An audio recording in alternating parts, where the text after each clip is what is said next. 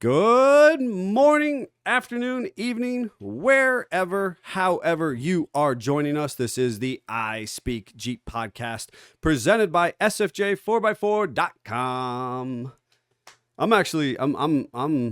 I'm jiving right You're now. back in studio. I'm back in the studio, not remote, though I am already noodling on what my next remote shoot's going to be. I'm looking forward to it. I'm sure. My name is Neil with Simpson Family Jeeps, joined in Grandma's couch studio by the maddest mad scientist, Doc Brown, And Jeff Shermani. the Italian Stallion. And our comments are on fire this morning. Obviously, Nate is adamant about trying to get that first, and Killing it. he tried to get first and third again, but he missed the third. But he got first one, good morning, then Bill, good morning, Joe O'Brien, good morning, and then Nate comes back as Mudhorn, good morning. Jaga Jeepers, good morning. Family is away off-road, says good morning. And Daddy Jeep, sup? Sup. Listen, look at that. Thank you, all of you, so much for joining us, logging in, and being, a valuable part of our Jeep family in this podcast. And if you are listening to us in your ear holes elsewhere in the world at a slightly later date, first and foremost, we appreciate you. We thank you. And whether you're driving truck across the country or working on the assembly line, Sitting in the courtroom. at your scheduled meeting. Yes, or at your scheduled meeting, we value the fact that you're prioritizing us as part of your infotainment. But understand that you too can join us live on the Book of Faces or the YouTubes darn near every morning at 10:19 a.m. Every Monday morning at 10:19 a.m. Yeah, He's not ambitious. every morning. Oh, wow. Nate is also the family is away off-road, so he's got it on there 3 different times. Killing it. And then we got Billy Joe Wilmoth Lyman saying good morning. Good morning. I think Outstanding. that's Bill McWilliams, just so we're on the same page. Okay. That's Happy fine. for you, Jeff. Everybody's using their burner accounts. They are. Everybody's got their burner No, accounts out today. no, because there was a. I'll tell you about off air why I think that. Okay. Okay. Good story, Jeff. Yeah, no, I realize I don't want to give away too much information. About people. Okay. Well, listen to you creeping on people. So, anywho, we are back. It is happy spring forward. It's probably the least. Is it happy? Yeah, I was gonna say it's probably the least desirable day of the year for most people. I prefer this time, but I don't like that we have to lose an hour to do it. Sure. They could Fair. just leave it like this. It'd be great. Yes. I know it's a political hot topic every year. Every year. It's And, fascinating. My understanding is yet again there's not going to be any change because it's such a 50-50 issue.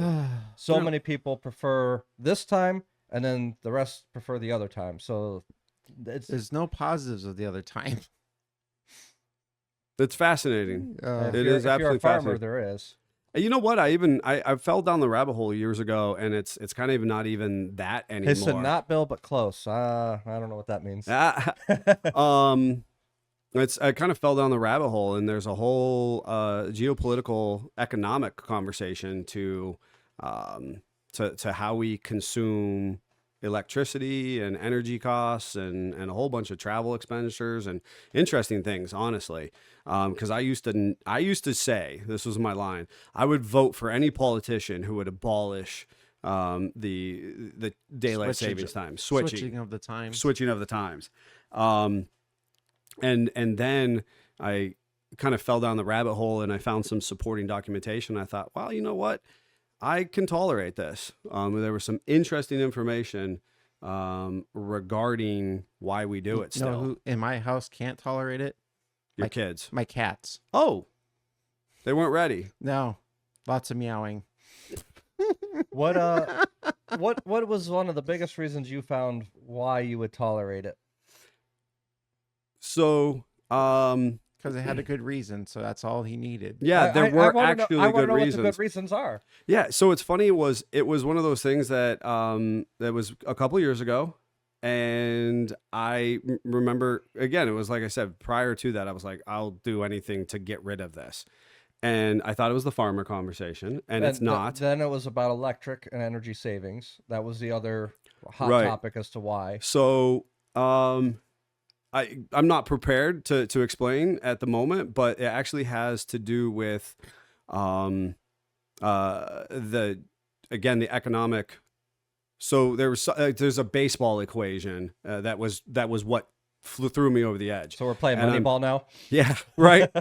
and for the life of me, I don't remember exactly what that was, but I read this synopsis, and it was about a baseball game, and it was about how the game, if we started the game without springing forward, that the manner in which the game would end has so many negative implications that it was spelled out as clear as day to me. And it was both a analogy, but then it was also kind of literal. And I wasn't prepared to tell you about this, so I can't expand upon it. What? But that was what threw me over the edge. I was like, holy cow, this is legit. And it's one of the arguments about how much energy expenditure we would exert on our current So it's back to the infrastructure. energy. And it was actually how much people spend money in our economic situation, Yeah. which is not at all what we should be talking about right now. But it was very valid, and I was like, okay, I'm a supporter back. I have wavered. I was presented with information, and I am here for it at this time. I am thankful for all the things in my house that automatically switch. I actually hate how many things that still don't automatically switch, because then half your clocks say one time and the other half say the Oh. other, and you have to go through and My son was so Either- confused. correct. Yep. What time is it, Dad? Yeah. So we're is semi happy spring forward, depending on where you're at in the conversation. But Jeffrey had a very apt and fun title for today's Spring ahead. Spring Ahead, because last week we were supposed to be doing Suspension Chronicles. Yes. And instead, you just heard of my many follies Yeah. of the The Curious Misadventures of Neil. yes. So real quick in the comments, John Miller said hello, and Roy said good morning, everyone. Good morning. Good morning. So we are going to be unpacking suspension, which I love. Mm-hmm. Which I love. And so in the conversation, Scott posed to us and said, how, should we contextualize? Where should we start? Yes. I To just which- feel like you missed a big opportunity. Instead of saying unpacking, you should have said unloading suspension. He's on fire today. Yeah, he's had enough coffee. I think his spring forward is not He's leafing through the repertoire of suspension. of suspension puns leafing through. Oh my God, guys are the worst. It's terrible. So terrible puns. They're not even good puns. They're terrible. Did you expect any less? No. No, he wants to get more with his lift. He's just jealous he didn't No. think of it. A little. Touche. So to which Jeffrey appropriately says, I don't know, maybe we shouldn't make this into 2 episodes, basically. And he was like, he just kind of like lobs this into the air. Like, I don't know if you two could shut up long enough and not like go Well, all the way back to the beginning. I said it looking dead at Scott while you were playing on your phone, and Scott's like, I think he meant that towards you. I'm like, no, I meant it towards both of you. Yeah. Let's be clear. Yeah. He's Scott and I such a want to go hater. back to the rock ages and when man first invented the wheel with no When suspension. he was annealing the metal with his rock. Yes. Yes. That's where Scott and I would like to start in the conversation, but most people eyes glaze over in the process Yes. and kind of don't care. Eric says good morning as well. Good morning. Yeah, I think that since we are supposed to be a off-road inspired podcast, Mm-hmm. we should focus on that. I think torsion axles are not necessary for us to unload today. I think we focus specifically on Jeep suspension throughout the years. He was trying to do a pun. Did you notice that? I wasn't. I was just, you know what? It was fun when you guys were doing it and it's lame when I do it. That's fine. Whatever. So, as always, I think we should start where Jeep started, and they had leaf springs, How many leaf springs? all of them. That's the right answer, folks. So many. If you've leaf ever springs. looked at an old military pack because of the 40s, if 5 will do it, 16 will do it better. Well, let's clarify. When you say 5 leaf springs, we're talking in a pack under one Yes. side of the axle. Yeah. So, let's just kind of like do a big umbrella. So in general, we have leaf suspension. Mm-hmm. We now the most common on the road is going to be a coil spring suspension at 4 corners. Yep. Right. And that is with what most people will call a solid axle suspension with many of our Wranglers. Yes. Yeah, because you can get into the independent suspension. We do as have well. independent front and rear suspension, which does not exactly have the same coil spring function, while we have struts which utilize coil springs. Yeah. In our IFS, independent front suspension, and IRS, independent rear suspension. We really see that mostly in our unibody constructed vehicles. Now, that's a generality, not an absolute, because for many years Jeep offered a solid axle rear with an IFS front. And there's a whole bunch of conversations regarding that kind of stuff. That's your Liberties, your Grand Cherokees. James is in the comment trying to support you. He says to pun or not to pun. You know, I'm not quick enough to pun, but the guys are on fire as far as they're concerned. So we have the conversation about IFS, IRS, which is always one that's lobbed around. It's been threatened that our Wranglers were going to go IFS, IRS for 20 years now, as far as I'm concerned. Mm-hmm. I remember when they teased us under the TJ platform as they were looking at what the JK would look like. Yep. And everybody lost their ever-loving mind.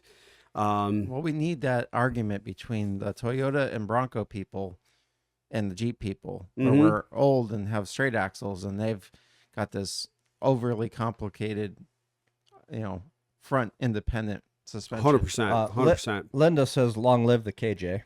Well, and Linda is bringing exactly one of those vehicles to conversation regarding the independent front suspension and a solid axle rear. We can then get into 3 links and 4 links and all that kind of stuff, which, I stinking love, honestly. I don't know that we're going to totally do that yet, but yeah. And then there is the combination, Yeah, we're not doing 2 episodes on this. This is 1 episode. This is 2 episodes, folks. Just here, just so you're all aware. So I'm going to bring us back to where we're trying to get beginning, because he's pontificating right now on many types of suspension. I was trying to lay the he's bouncing groundwork around, if you will. Our first. Oh my gosh!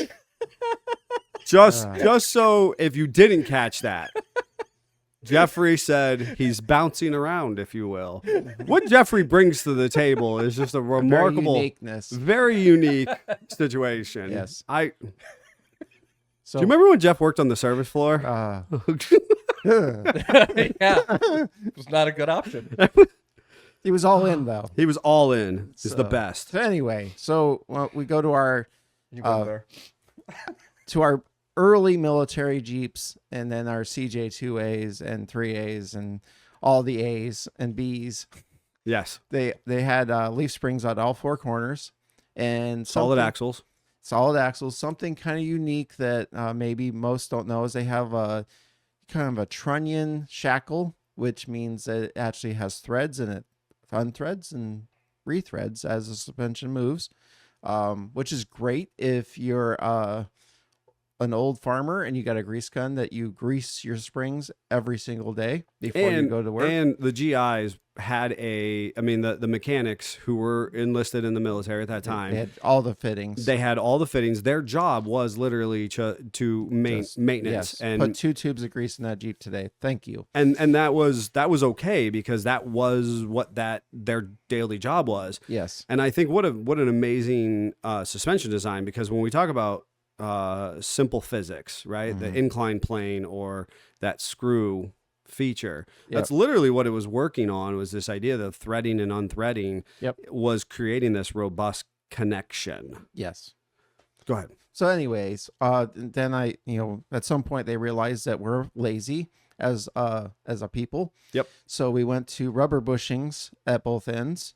Well, I think there was an argument of ride quality, NVH, noise, vibration, harshness. What do you think? meh. Do you think they? It's a Jeep. Yeah, I think Yes. that because the trunnion was metal on metal. Was there even bronze or brass in that? No, If I recall. just grease. Yeah, it was just all the grease. It was just metal and metal and I all mean, the you had grease. sort of a rubber washer that sort of kept the grease in the threads. Right. Bill told you to quit dampening my puns. That was a Quit good one. dampening my. So Yep. speaking of dampening, something else many people may not know is the earliest Jeeps, they didn't have nuts or anything like that holding on the shock. It just had a cotter pin Yes. because, that's all you needed. You need quick change. Yes. You needed a quick change. That never got serviced or ever changed in the life of the Jeep. The shock? Yeah. Yeah, that's true because they just flat out worked. I could really unpack shock technology. I would like to.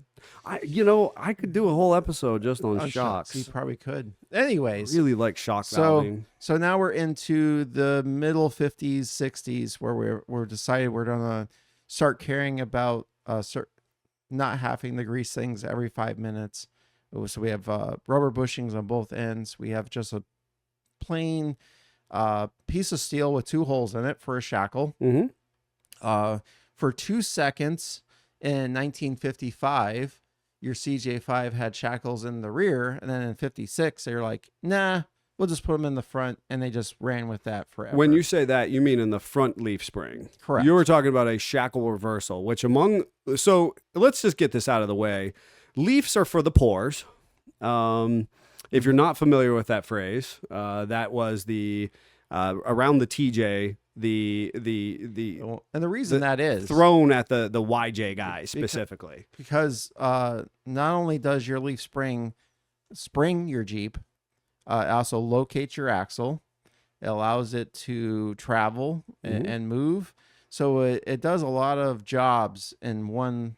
Well, it wasn't very complicated. You could actually leaf a vehicle pretty easily. And Yes. since you specifically brought up the YJs, Daddy Jeep was in the comments saying, "Come on, Bill, I'm shocked you would do that." The puns are real today. We're so punny. So the Leafs are incredibly versatile and easy to work with. Yes. In this time frame, and so what you're talking about is what a lot of off-roaders sought to do later on in life, myself included, was a shackle reversal, is what we Yes. call shackle reversal. Basically, it takes the shackle hanging position, and it fixes the leaf spring at the front and puts the shackle hangers inboard to the back of the front leaf Which, spring. Some militaries did have that with the M38A1 and 55. When the CJ5 came out, they just kind of copied that. And But then why would you do that? Thank you. I'm so glad you asked, Jeffrey. I was like, I was I want getting there. to do it. I want to do it. Oh, I was getting there. fine. Well, so here's the thing. Here's the secret, wait, Before folks. you get into that, Nate is coiling over with excitement on this topic. Oh my goodness. So Well, here's the thing. what Neil Here's was the about to piece. say Here's the was- piece, right? No, because Scott hates shackle reversals because he was at an off-roading event where he saw the negative implications of shackle reversal, and I know he's going to bring it up all the time. But I love a shackle reversal. But there's a trade-off, just like anything. Yes. And I know that if Scott gets to say it first, he's going to tell you why it's bad. And Neil's going to talk about how the energy transfer is better and how it'll climb over rocks more efficiently. do you hear the disdain in his voice? If he's gonna tell your version of it, now you have to tell his and version. how Why he's gonna hate on it it. actually rides nicer. It does ride nicer. Uh, The natural path of as a vehicle travels down the road, and as you encounter a bump, a pothole, and the energy travels up through the tire, as the axle articulates and swings, that energy gets to go through the shackle bushing, and the arc of the travel, the natural arc of the leaf spring elongates, which absorbs the energy better because you're cresting the speed bump, the obstacle. the obstacle, and then the arc naturally happens versus you hit the bump and then so you're already arcing when you hit the speed bump, whereas if the shackle's in the front, first you hit the speed bump or the obstacle with a kind of a abrasive smack, and then it forces it to arc. It's not a smooth transition. It's not the smooth transition of the suspension. Which is why I believe square body Chevys were reversed from the get-go. From forever, right. And that kind of stuff. But here we go. Well, So- now that we're ready for Scott's, Nate says, "Quit wasting time and strut to the point." So if you can have a very flat suspension with minimal amount of travel, it's great. Because where the problem lies is then if your front dry shaft is not long enough for the amount of travel that you can get with the shackle reversal, because as the suspension unloads, the axle moves forward In a shackle reversal. in a shackle reversal, and your transfer case does not. So the slip in that dry shaft needs to be very well endowed to be able to take care of that. It's said well endowed. And he's talking about the trap shaft. I did that. Oh, So anyway, because if you think, right, and so this is why, and exactly what Scott is bringing up, one of the primary engineering pieces to say why we put the shackles in the front, in the forwardmost position and the rearwardmost position, is specifically in off-road vehicles for a high-centered experience. And I'm not talking about it immediately at speed, but at, the kind of the creepy crawly full articulation, because what naturally happens is the wheelbase shortens. So as the vehicle is high centered, so let's pretend we're picking up the vehicle right in the center of it, the suspension actually swings inward. So the front swings towards the back and the back swings towards the front, and that wheelbase gets shorter, which helps the dry shafts. which benefits the drive shaft so long as they're appropriate to the vehicle. Yes. And so you can have a lift, you can have taller springs, and the ramifications to the rest of the drive line is less effective. If it's more affected, it's more predictable. Yeah. Whereas exactly what Scott With is the shackle saying. reversal, now the front is actually swinging away, which again, there are some positives to that. But then if you just go and use a dry shaft that you've experienced will work on 99% of the other vehicles, and you put it in that situation, you just pull the slip apart, and suddenly you don't have front drive. Yep. And the back part of the dry shafts now. Scott watched it happen beating one the time at this crap. big off-road event, and this buggy truggy thing was half perched, and it would have done this precarious, wild, freaking climb, and it was wob wob wob, and the tire started to spin, and then kapow, because the drive shaft exited the And chat. the other thing that can happen is the front axle can actually roll away from the vehicle as it's climbing a ledge, which is exactly what happened to this CJ7 buggy. Is the front axle rolled forward because it wrapped the springs and pulled the drive shaft apart, and now the Jeep was 10 feet higher in the nose than the back, and they're trying to put the drive shaft back together on the obstacle. Yeah. Which I'm here for. But it was interesting for a while. To say the least. To say the least. And you're hoping your brake lines have enough distance for that and Now, all kinds of stuff. Here's the thing, because our teeth were cut under the leaf spring era, Yes. right? There were people who could set up Oh, yeah. a amazing leaf spring suspension. It's all about having all the right pieces. But to you work have to have all the right pieces. But cohesive. it's no different than our builds now, Correct. right? There's plenty of shops and businesses and individuals who put vehicles together, and they're just missing a few of the ingredients. And All so the time. therefore it has unintended consequences. Yeah, Yep. poor And- ride quality that gives death wobble. 100%.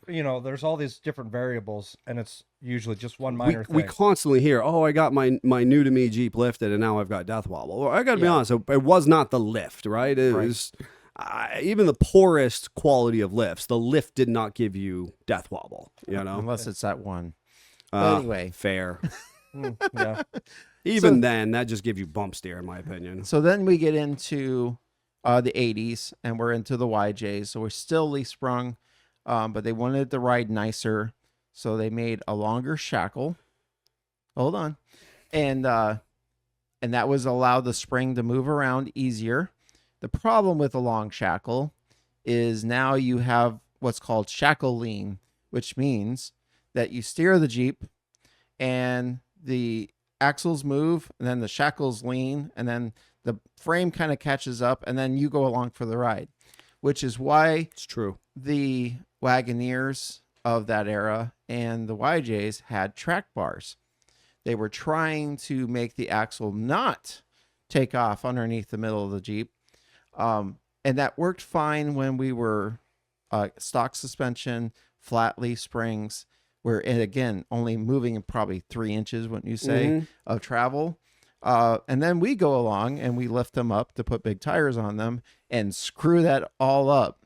And then suddenly now your track bar wants to move in an arc and your leaf springs want to move straight up and down, and things don't jive. Things don't work. So the most common thing I remember when I first got into Jeeps is if you had a YJ, you're under there with a hacksaw or a sawzall or any cutting implement, and you're cutting the bracket off the axle because the bolts were seized. The bolts were seized, man. Do you know how many of those? I just cut the track bar. I wasn't even cutting the bracket off. Oh, yeah. I was literally just hacking the bar right at the head of it. I was just leaving that other stuff alone. I didn't care. I was just taking the hack bar because that was like an 1.125" diameter tube, and I could cut through that pretty darn easy with a hacksaw. Yeah. And then suddenly the Jeep felt like it was a little bit more easy going down the road, and you had more flex. Yep. And, you know, it was a Jeep, so it was fine that you had to steer and then wait 5 minutes for the rest of the Jeep to catch up. Yes.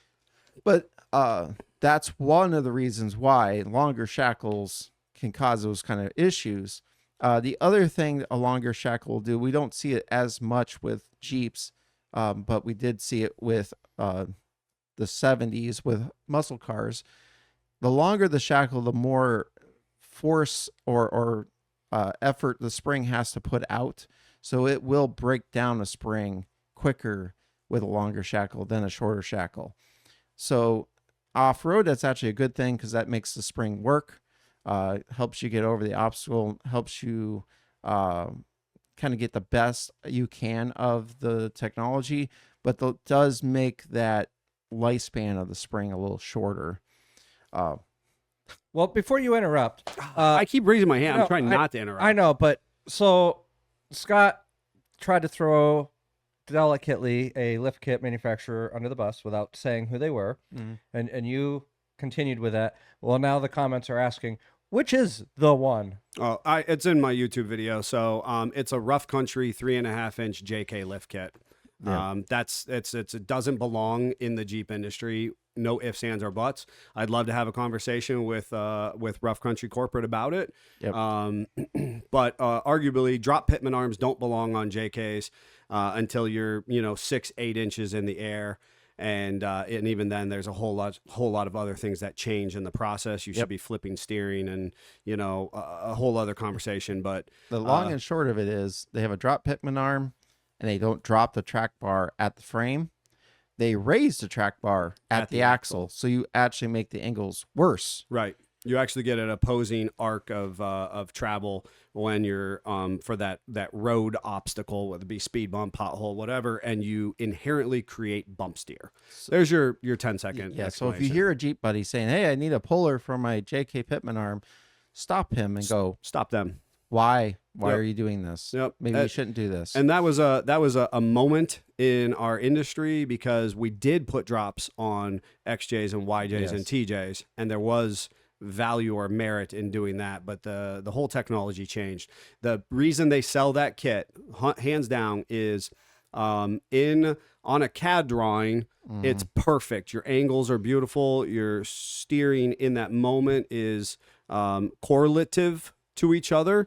If you were to only ever drive down the smoothest, flattest highway type road, the suspension will work sufficiently for the average consumer. Yep. And they sell the kit they used to sell it for $450. I think it's like $450 to $650. So you go into Jim Bob's garage and you want your Jeep lift because you don't know anything about it, or your local outfitter, upfitter. It was an incredibly popular kit that the average bear put on their JK because they didn't know better. And then they just absolutely hated the ride quality. They felt like it was unsafe. It was loose, and it just caused lots of problems, not just mechanically, but socially for our industry as well. Now, Nate did comment and say that he actually has the 3.5 RC lift on his Gladiator. No complaints on that. He just isn't familiar with the JK version. Correct. And it's a very specific kit. Yes. And we use Rough Country. I have no qualms about them as a brand. You're not going to hear me throw them under the bus. You are going to hear me address a specific product that they make. Yeah.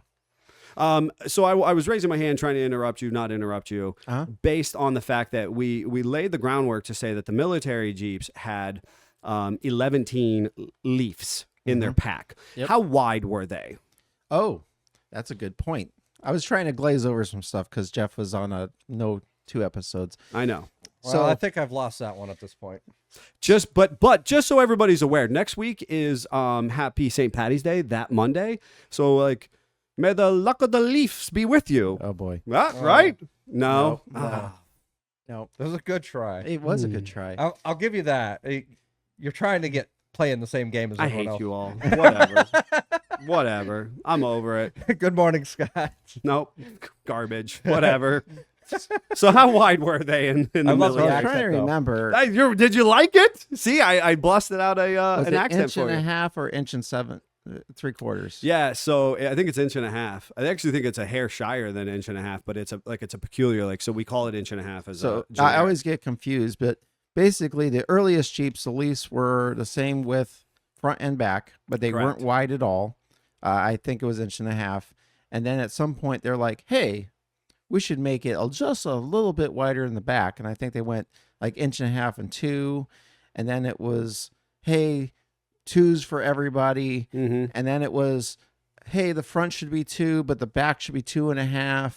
And then YJs happened, and they're like, 2.5 for everybody. You get 2.5, and you get 2.5. And the piece here, folks, is our understanding of spring steel construction. Yes. Which Which is is a- why if you look under your YJ that's stock, which maybe you have one of the last ones in the world, you'll have like, I don't know, 4 leaves. 4. It'll be 4 to 6, typically speaking, leaves on a YJ. You could have a 5-leaf pack. You could have a 6. You could have a 4. There were rumors of other ones. Back in the days when you went to order springs, they said, do you have a hard top or not? Correct. Do You would have actually a get extra 6-cylinder leaf. or not? Daddy Jeep was actually trying to support you. He said, "Leave the puns to us, Neil." And then Leaf the puns to us, Neil. Perfect. Scott's loving his package that we put in, and he made a note that it is not Rough Country, and he does have a JK. So. Yes. Yep. Yeah. And it's a similar height, honestly. It was Yep. a great quality Rusty's made in the U.S. Product that we put in Scott's. But regardless, the leaf spring technology changes, and we create that width, and it's the whole adage of there's no replacement for displacement. We're now moving the load of that spring, across basically double the width. Not Yes. quite, but Yeah. pretty darn good. And so we reduce the leaves needed to do the same amount of work. The other piece that I just think is worth noting, there is something called a military wrap Yep. for the main eyes, which was basically the idea was that we needed to make the suspension robust in case it broke, that there was a degree of redundancy that would not leave. Not leave our GI side on the road broken. Exactly. He could get back to the camp. Correct. That it made it just more robust, and then if there was damage to it, we had some redundancy. And so it was basically 2 main leaves of sorts wrapped over each other, creating the main eyes. So something else too. We do away with that in civilian though. Yes. Most of our Wrangler or open top Jeep leaf sprung style Jeeps trying not to anger all the CJ and all those other guys. Anyway, most of the time the springs are pretty equilateral from center pin to shackle and to main attachment. So lots of times I remember early days of like, well, which end goes where? Because I can't tell, because the spring is basically the same if you split it down the middle of the eye bolt.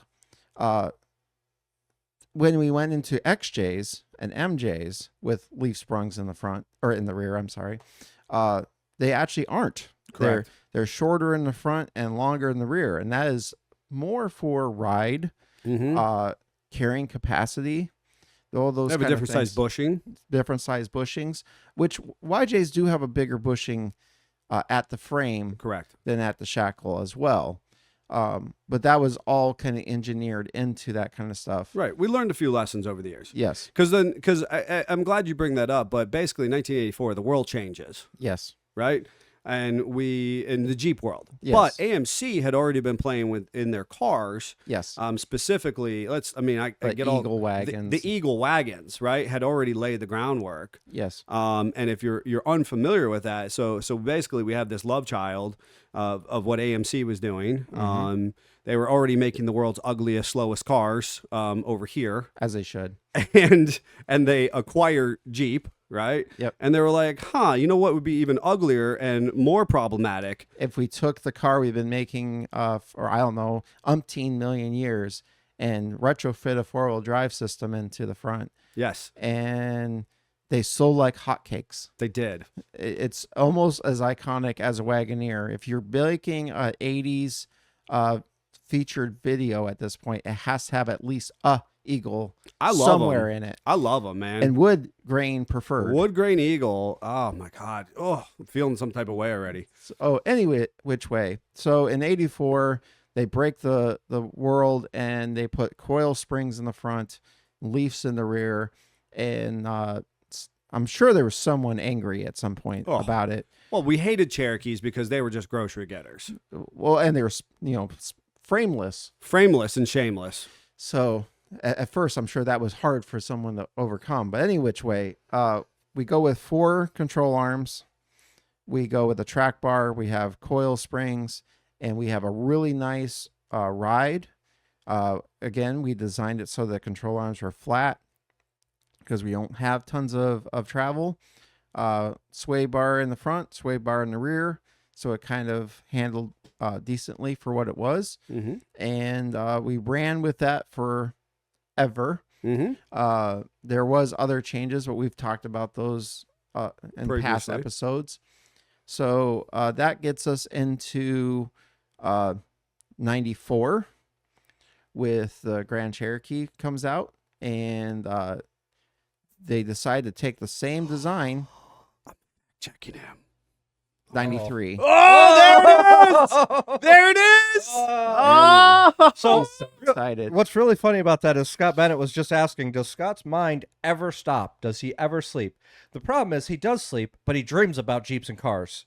So Yeah, Don't judge me. I'm gonna take a moment to toot Scott's horn, Scott Brown's horn, because he is such a phenomenal, just an individual, just a good human being. But the funny thing is, when most people go home and they unwind for the day, maybe you work on a construction site, or maybe you work on a factory line, you know what I mean? You go home for the day and you're excited about your bowling league in the evening. You're going to turn on maybe a sitcom. You're going to get excited over cooking dinner and like understanding the ingredients and the recipe and all that kind of stuff. You're going to go home and the wall in your kitchen is going to be maybe a beach theme, or maybe it's a palm tree. Maybe it's something other than that's contrary to your daily life. Scott doesn't. He never gets tired of his automotive mind. So his automotive mind is working. It's just simply exposed to the automotive world 24/7, even sleeps, dreams. I'll Not just say, everybody- Kitchen. I've been over to his house and the TV's playing its auto shows. It's auto shows. eclectic automotive parts all throughout as And his wife decorations. supports him. Their kitchen is fully done in like old oil cans and old signage Her and in cars. backsplash is license plates. Her backsplash is license plates. Yeah. And it's tasteful, right? The whole, and it's all tasteful. It is. And when Amy wants to work on a It's project, like walking into a museum. that's cool, honey. You can work on your bureau refinishing project right next to me while I do metalworking in this car job. It's not, you know, he's never shut down from his own passion, and I like to think that we're able to culture that here. Whereas a lot of people get burnt out and they're like, I don't even want to do anything that has to do with my daily job when I go home. We're all kind of like, oh, you know what? This isn't so bad. I kind of want to work on my own rig. I kind of want to do this, you know? That's people always are like, oh, don't make your hobby into your profession. And I'm like, I don't know. Oops. Like, oops. Like, I feel pretty good, you know? If you're passionate enough about it, you'll never work a day in your life. Amen. All right. So we're back anyways, so actually in 93, to, yeah, buddy. the ZJ And happens. here's the problem, folks. 93, you could get 4-coil corner suspension. Yep. You could get a high output 4.0. Mm-hmm. What am I missing? What is my love? It's the 1 year of the manual offered in the Grand Cherokee. You get an AX15. You get an AX15, external slave AX15. That was the precursor. If there was a granddaddy to the TJ Wrangler, It's true. it came out in 1993, and I loved it. And those were unicorns. Yes, they were. To All right. forever be parted out for other people. The manual swapped their ZJ. That's exactly correct. All right, I'm done. Linda just reiterated the do what you love and you'll never work a day in your life. Amen. Yep. So anywho's. All right, so now the Grand comes out. So the Grand comes out, has coils all the way around, probably angered more people. Oh, yeah. Also spineless, no frame, kind of just built off of what they learned with the Cherokee. Forever ruined all part stores because now if you own a Cherokee, you had to be like, was it a Grand Cherokee or a Cherokee? Mm-hmm. It's a Laredo. Yes. I've got a Laredo, folks. So that takes us all the way up to 97, where Jeep is like, hey, if it works on the Grand, we might as well do it on the Wrangler now. Mm-hmm. And the TJ happens. And we have kind of their own design for the rear. The front is straight up just ripped off of the Cherokee. 100%. Totally interchangeable. Pretty much. The only main difference is where you change your adjustment. If you're not going to go with adjustable control arms on the Cherokee, it was at the frame. At the TJ, it was at the axle. Folks, if you own a JK, a JL, and a JT, you should be paying attention because realistically, the suspension that's under your vehicle right now is the one that Scott just chronicled in 93 and now again in 97. So what you hear happening is your suspension. 84. Well, I'm saying front and rear. Yeah. But basically. technically the same concept, the orientation, you're right, does start in 84, but now when we put it, we just reverse it and throw it in the rear. Yeah. Again, 93 and 97. So it's very applicable to our JK, JL, JT crowd. Yes. All right, keep on what you're doing.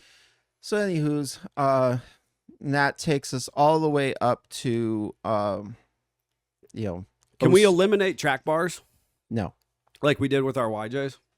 No.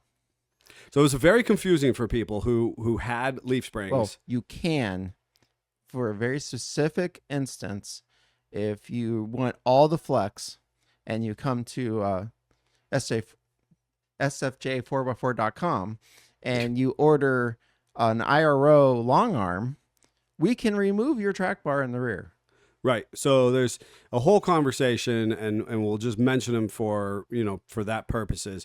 There are triangulated. Now, Yes. when we talk about I just want to clarify real fast. You cannot actually order that from sfj4x4.com. You would have to call us, and we will get that order placed. that's true. That's and, true. And there are other brands other we're than gonna ask you IRO. questions. But we're going to ask you a bunch of questions, how you're going to use the Jeep and what would be useful for you.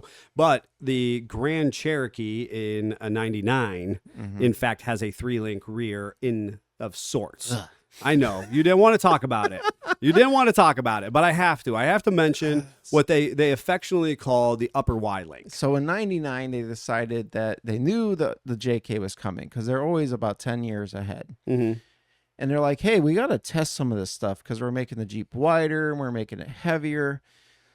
JK people, listen, this is about you. So let's just rip the Band-Aid off and let's do it in the Grand. So in 99, we're still, I remember the fear mongering. We're going to have IFS in the front of the Grand. Always. And they're like, no. And I think it's honestly because they were testing all the stuff out for the JK. Agreed. We're going to do it straight axle again. Well, the problem is they only half committed. And they took a front axle and they're like, hey, we've had this Dana 30 we've been using since, I don't know, 1980. The dawn of age. And we're just going to make it wider. Which they sort of tried to do 1 year only in a Wagoneer. 73 only had a front 30. They learned that was bad and put a 44 in there. For some reason, that person must have read that in the history books, or maybe that was their grandpa, and they're like, you only need a 30 in the front of your big SUV. And they're like, guys, we had this old idea. Let's just go ahead and do this again. Well, that's fine-ish. But then we did like other things to make it weaker. You know what? We should do a thing of what is old is new again, because you're talking about axles. Yeah. But like we should not talk anymore about axles, but we should do a what's old is new again conversation. We should. That's a good one. That is. So real quick, Jeannie's in the comments saying hi, everyone. So good morning. So the other part that I understand why they did what they did, because they were trying to make the Grand as cushy and Cadillac as possible. Yes. But if rubber isolators at top of the springs are good, you know what's better? Rubber on both ends. Yes. Rubber. Because they're not thinking about the brine and the salt and how things are going to disappear because the rubber holds all the smuts onto it on your weak axle. I feel like he's got a little bit of a grudge. Yes. I had a Grand. He had a 99. 2000. 2000, excuse me. And it was a cushy ride, man. It was a lot of things to like about it. I just wanted the JK swap my axles. That's really what I wanted to do.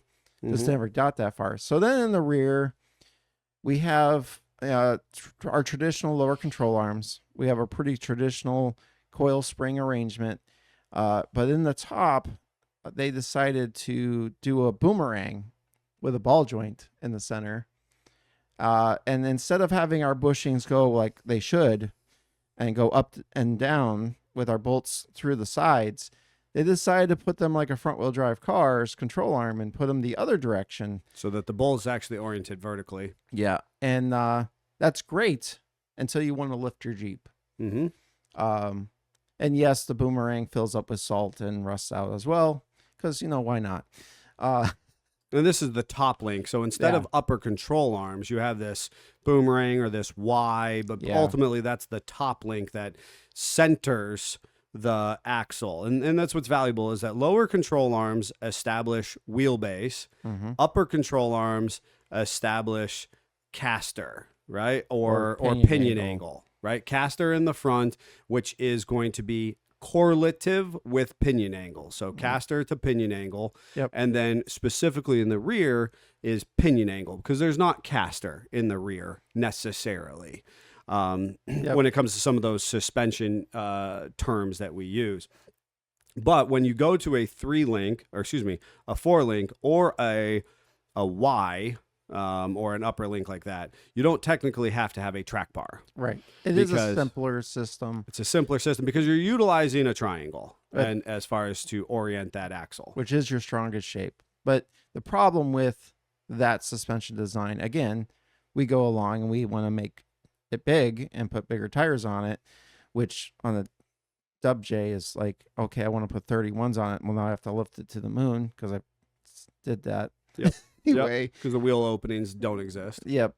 Lots of hammering, lots of cutting. Anyway, that upper link, that Y, wants to be pretty much flat. Well, now we're trying to jack up the suspension, and it can't be anymore. So now the bushings that are in the wrong way are upset. The ball joint is upset. So then they made ball joint spacers, and they made iron wise that replaced the whole thing. Mm-hmm. All kinds of stuff had to happen to make all that work. And they did a very similar thing on the KJ Mm-hmm. in the rear, where they then got IFS in the front with an aluminum Dana 30 because, why not? We just ride that horse. The until Liberty there's had nothing so left. much potential. It did. It had so much potential. And I understand that Linda and Joe took the Liberty further than, I mean, they might as well have landed on the moon with their Yes, Liberty. pretty much. That is unfortunately an outlier, not a bell curve of KJ owners. They tried but to I- make them cute. And some people were here for it and some weren't. I desperately wanted a KJ Renegade TRD, or they had a CRD. CRD. With a stick. Yeah, it was such a cool Jeep. That Yeah. had the capacity to be such a cool Jeep. But anyways, let's move on to our JKJLJT. I was folks. going to say, we're down to about 4 minutes left. 4. Yeah. That's not enough time. That's not enough time. I Jeff. know. And Jeff. we haven't even got to the air ride suspensions or anything like that. There's a lot to talk So about. I hear. That's another episode. I knew it was going to happen. I tried, Jeff. I did try. No, You he drug didn't. me back. I was going to say, you talked more of that episode than anybody. Don't tell Well, me you tried. Last week I was very quiet, so I had, He's oversharing, and he's rationalizing his I know. his I know what he's decision-making doing. at this point. So JK comes out, right? Yeah. So JK, once again, we're abused as enthusiasts, and there was this potentiality that we were going to get IFS, yes, right? fear-mongered. Fear-mongering, Yes. misinformation. But they knew they weren't going to do it. Like No. I said, they're 10 years ahead. So they go ahead and they learn from the WJ, and they probably fired that guy that thought Hopefully. the 30 was a good idea. And they're like, listen, we can still call it a 30, but we need to learn from, Yes. 45 years of design. And we made a high pinion 30, beefier in all the internals. We got rid of the god-awful rubber down at the axle. So they wouldn't rot out. We made everything appropriate to the width of the Jeep. We went ahead and made a robust, longer control arm. I remember when the JKs came out, TJ owners were like, they're long arm from the factory. Yes. And then there was a constant spat on the forums of, do we call it a mid arm? Do Yeah. we call it a long arm? Do we call it a Medium short arm? Right? Absolutely. There was a constant, going around, and it was just simply longer than a TJ, Yep. but it is still technically a short arm. Yes. Right? So it's a weird one. And honestly, I don't care what you call it. It's just a stock length, right? Yes. That's what I call it. Stock length arm. And something else they did learn from the WJ is on the TJ and the XJ and the ZJ, we had a ball joint on our track bar at the frame, and we had a bushing at the axle. The WJ, they're like, hey, maybe we should just make it double shear on both ends with bushings. And that was a good idea. Double shear, just for folks who are understanding, suspension terminology, means that it's captured on two sides versus one side. So whereas a ball joint is just sticking up vertically with a kind of a singular point of pressure, now we're grabbing it on two sides, so the bolt goes through two ears of sorts. So it's just, again, it's like that double military wrap that I was talking about from the leaf spring previously. It's a little bit of redundancy, it's a little more robust, it's a little less wear and tear. And so they went ahead and instituted that. It's also better travel suspension, as far as articulation and movement. much gooder. Much gooder. And they did on both ends. And they decided that the iron Y was not a good move, and went ahead and back to a traditional 4-link control, or 4 control arms and a track bar in the rear. Mm-hmm. And I think that's pretty much where we got to stop. It was I It is. think it's just say it was a little wider. It had better displacement. The ride quality is going to be all that much better. And so they beef it up. JTs are the only place that get a little goofy. Well, we'll talk about all that next week. Okay. We'll have to continue it Okay. We can against do my that. will. He tried. Interesting. No, because we need to talk about shocks. We didn't really talk about shocks, and I know how much you love talking Coilovers? about. I coilovers. knew you wanted to talk about coilovers. There's a, I love coilovers. there's a lot of options to talk about. I love coilovers. we haven't talked about any aftermarket suspension pretty much. Yep. And and you know what I love about coilovers is I can really nerd out on the multi rates. Honestly, So that's what you we have didn't to even tune talk into about. next week. We didn't even talk about linear versus progressive spring rates. Mm-hmm. Maybe dual what we'll rates, do is for our patrons, we'll just Triple put a rates, microphone. triple rates. We'll just put a microphone in front of you and just let you talk for 2 hours, and we'll upload that to Patreon. Oh my gosh, I get so giddy on suspension. If there's anything like besides U joint technology, Yeah, he is excited about that. I get excited over U joints. Second and thought, that's suspension. not a good idea, because if I just let you ramble, nobody's going to want to I actually was pay gonna for say a nobody Patreon. actually wants to. Um, Nobody actually wants to hear that stuff. Daddy Jeep brought up nitrogen shocks. So yeah, we've got a Nitrogen lot. versus hydro shocks. And nitrogen charge. Oh my gosh, Air shocks. we do air shocks. We could do the different valving. Why do we have? You know what? I This love may be a proportioning. three-part episode. Oh. I think the He big said challenge he could is. talk a whole episode on shocks. I was gonna say, know. I think shocks have to be a separate episode. I cannot get off on a shock tangent because That's true. shock technology is Yes. really, yeah, it is. So one next, that we next d- week's just finishing out the suspension of the OEs, and then the aftermarket, and then after that is shocks. Oh my gosh! Don't Well, even. there'll be a We whole promise we're gonna shocking take episode. a break. A shocking episode. She loves it. I'm rolling my eyes. Your Yeah. sister. Yeah, no doubt. Yeah. All right, folks. So that's it. Yeah. That's it. He said. Go ahead. Do your outro. Well, if you're still awake and you don't have zoned out, turn this off because we're just rambling about leafs and coils and bad puns.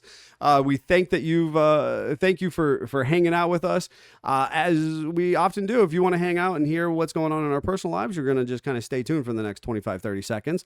Otherwise, check back in next week where we try and wrap this conversation up as succinctly as possible. And I promise I'll not go on to shock tangent as much as I'd like to. Don't make promises you can't keep. I will do my best. But we have a lot of Jeeps to work on, a lot of people to correspond with, and make that SFJ experience as different and as unique as possible. So until then, Jeep on. Keep on. Jeep on.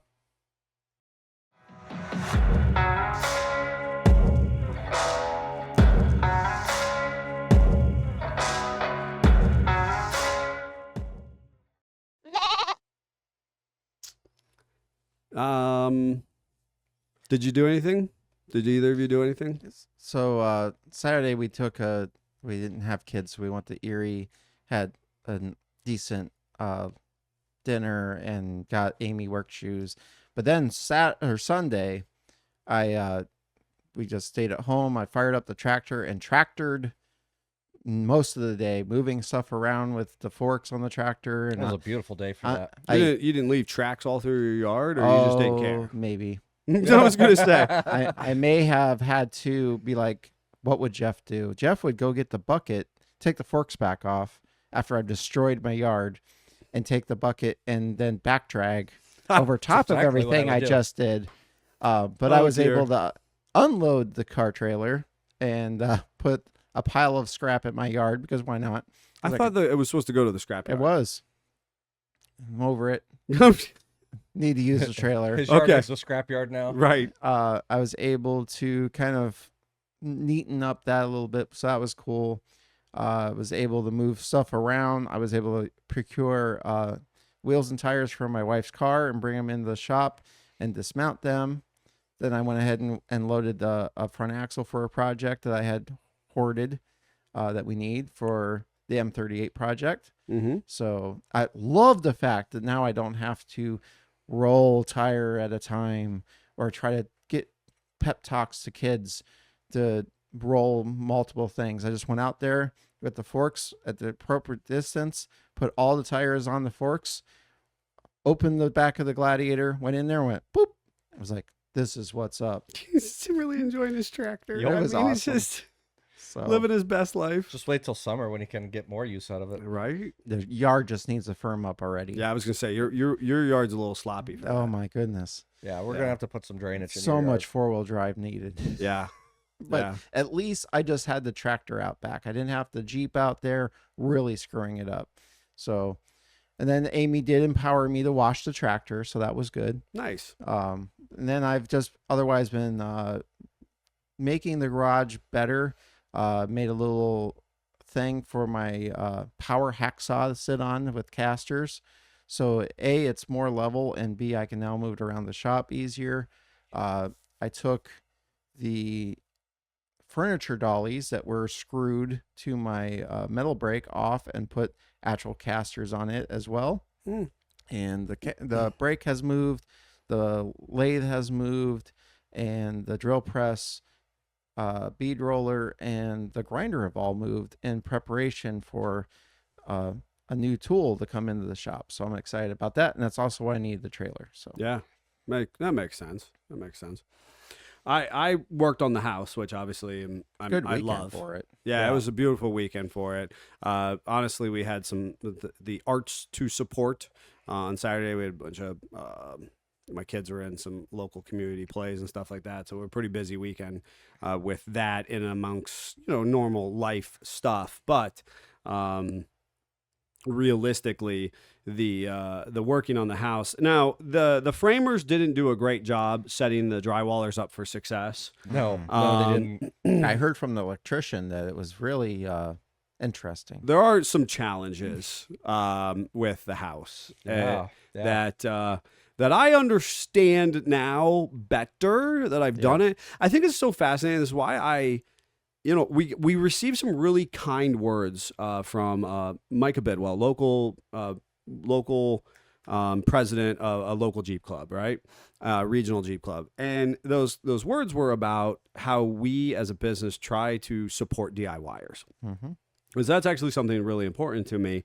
And while, yes, I firmly believe in our ability to provide services for even the most advanced individuals, realistically, we were all DIYers once. And so we recognize that people are attracted to the Jeep world because of that idea that I can personally, turn a screw or a wrench or do something on the vehicle and kind of make it my own. Should I want to, right? And I think through that, and so Micah was saying like he appreciated because he came in to buy some parts, and not only did we have these good quality parts on the shelf, but we then kind of tried to help him see his DIY project through our eyes of sorts, right? We're going to tell him about all the things that you need to do that we had learned the hard way, right? So that he could just go home and do his project to completion, where we took us 3 weeks. Well, and I think we learned the hard way, so that we can do better. The whole nature of my house is like I really appreciate what goes into my house. How often, certainly as kids, you just wake up, your light switch is there, your faucet is there, it just kind of is what it is. You don't really have a great appreciation for how the house is constructed. No, you may have a loose understanding, and you know that there's the boards that have to go up and make the walls. 100%. But you don't realize the importance of where those boards are located. Exactly. How that plays against your electric, your plumbing. And the best thing to do to learn is just to do it. Just rip the Band-Aid off and do it. But then you have to deal with either you burn it down later and start over and use all the things you've learned, or you just have to grin and bear it and just keep going. You just have to grin and bear it and keep on going in some situations. Absolutely. And, I just think about the different iterations. And once you kind of rip that Band-Aid off and you can start building and changing and understanding how the function of it. And if you don't do it exactly right the first time, you understand that you're not exactly stuck, that there are workarounds. You might have to invest in a different product. Might have to wait for a different piece of hardware or a drill bit to make this job a little bit easier because you're drilling through 9 inches of king stud. But with 2 inches of gap between the next studs, so you can't fit the drill in yeah, there. I mean, little things. Not like we have any specifics to talk about, but and then your drywall sheets don't line up with the studs at all, so you have to custom cut. So maybe you're cutting a 1/2 inch off a drywall, or maybe you're cutting a 1/2 inch off the bottom of the drywall and an 1/8 inch off the top so that it lines up. Sounds crazy. I don't know. Those might happen. But it was a beautiful weekend for it. My son was out there with me. The property's spectacular. Just kind of makes me so excited to do a big hard push this spring. So Really, really valued that. And I miss updating our Patreons. And so I might have to get that going again. I think that the trudging for me kind of happened. And, honestly, a good bit thanks to Jeff for coming out and kind of helping me ignite that fire, and Jason, as always, for being a good supporter. And I have another guy who would like to learn some trade-esque stuff, and he kind of posted out into the world, and I was like, dude, you can come hang out with me on a Sunday, like. And I didn't want to be like what not to do next. Yeah, time. I wanted to be like, I don't know what I'm doing. I'm not trying to teach you anything. So what I heard is we'll have to schedule it so I can come out too and help a little bit more guidance. I don't know. I mean, Jeff the Builder really likes building. Jeff the Builder is his innate calling. That really is. There is something there. He's got the right balancing act of get her done and professionalism. Mm-hmm. Well, that's, my weekend was honestly prepping to do more building.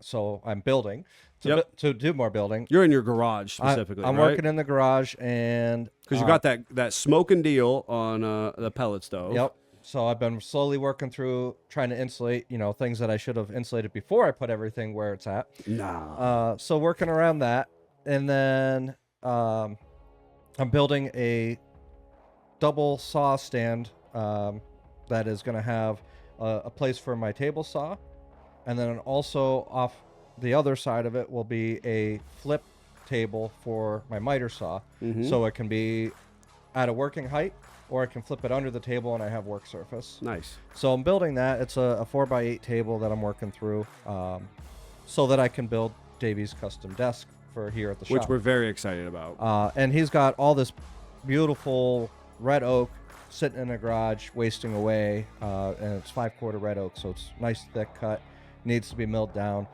I need workspace to be able to do that, so that's where I'm like, you know what, let's just do it right and have a full workstation going. So right. I got to once I get this table done, I told Davey I'd start getting the wood from his house and start working on that.